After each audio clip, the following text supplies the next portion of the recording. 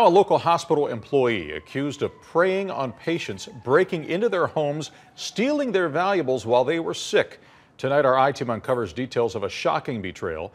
Consumer investigator Jason Knowles has a warning about protecting your personal information. Jason?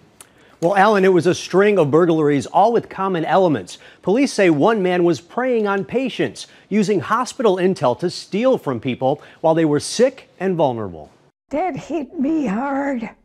That really, devastated me. Dorothy Marker was looking forward to coming home from a 2-week stay at McNeil Hospital.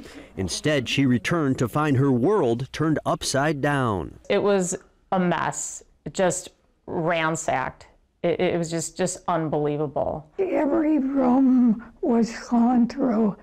Every drawer was gone through. And things were thrown all about. This was not a random robbery. Investigators from Riverside and Berwyn Police Department say Marker was one of 18 victims. Broke the glass, reached his hand inside. And all of them, police say, widowed female patients at McNeil Hospital. So while they're in the hospital beds, he's breaking into the windows, going right for the jewelry boxes. Yeah, while they're sitting in the beds, recovering from whatever their ailment is, he broke into their house. The thief is Eric Albavera of Berwyn, a rehabilitation tech assistant at McNeil.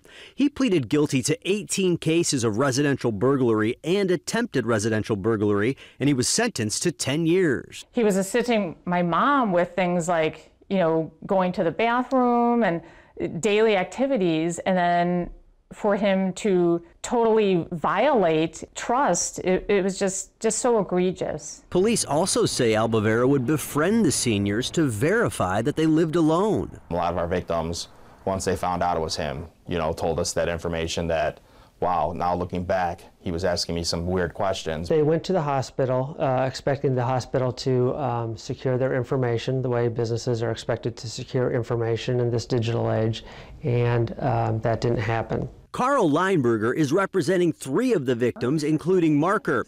He filed this lawsuit, which includes an allegation that McNeil Hospital failed to supervise a low-level employee who had access to a variety of sensitive information, like the addresses of the patients. So what we're trying to achieve with this lawsuit is get this hospital to change its ways and hopefully send a message to other hospitals out there that, hey, people come there because they trust you and they expect you to take care of them, not only medically, but also their information. Tenet Health, which owned McNeil Hospital at the time of the burglaries, declined to comment on pending litigation. Illinois beefed up its protection of personal data with a 2016 law that says any entity holding personal information must implement and maintain reasonable security measures to protect those records from unauthorized access, acquisition, destruction, use, modification, or disclosure. Be cognizant of who you're talking to, what information you're giving to what person. An employee inappropriately accessed not only her information, but